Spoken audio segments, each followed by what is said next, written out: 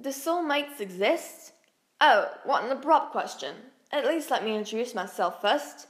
You will know me as the narrator. Perhaps others know me by some different name, but that will not be of any significance to you. Now, let's not wonder. Back to my original question. Maybe you know the answer. Maybe you have your own explanation. Perhaps you were so blessed as to have no idea. Whatever your opinion on the matter, young Natal Bryan is about to find out. She's a small one, only 14, and she wants to know the very question I just asked you. She lives in the wonderful in my opinion, city of Balmington. Is there anything that makes Balmington particularly special? Makes it stand out? Why, I'd have to say it's crystal clear view of the moon. Ah, the moon. Quite a wonder, no? Especially to young Mun, Natal. She has always loved the moon. Her parents say that she'll be an astrologist someday, but that's not quite what she wants to do. She doesn't quite know what she wants to do yet. I suppose that's normal at 14, though. Really, she wants to see the moon closer. Touch it, perhaps. Ha! What a fantasy. Let me tell you a tad more about this girl. Her hair is long, brown, and very well kept. I swear this girl showers every day, perhaps twice a day. Her hair is silky. You can practically feel the strands of mist illuminating it. As for her physical form, she's maybe just a tad overweight. But you don't have to be thin to be amazing. Besides, you can't quite blame her.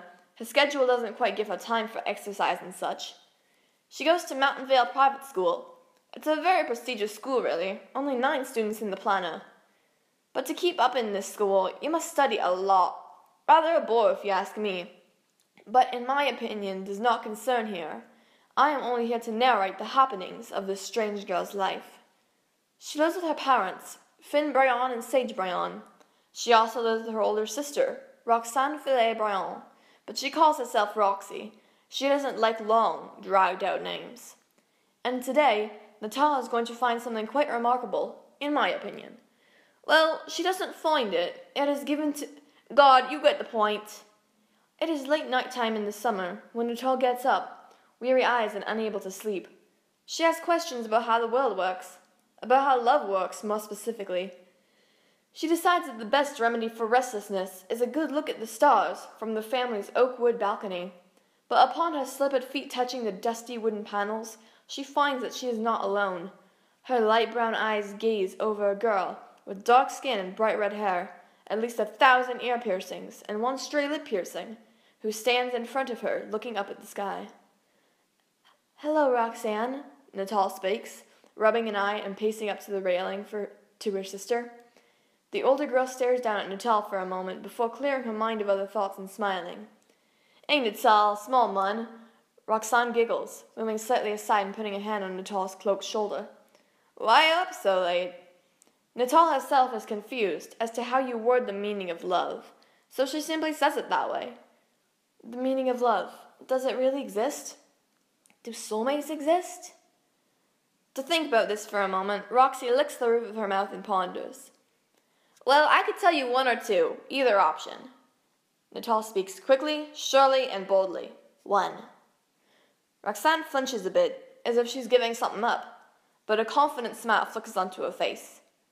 "Natal, you know shopkeeper Miguel, the one who runs the old antique shop?" Natal nods in understanding, recognizing the name. "Well, a couple years ago, he gave me a book.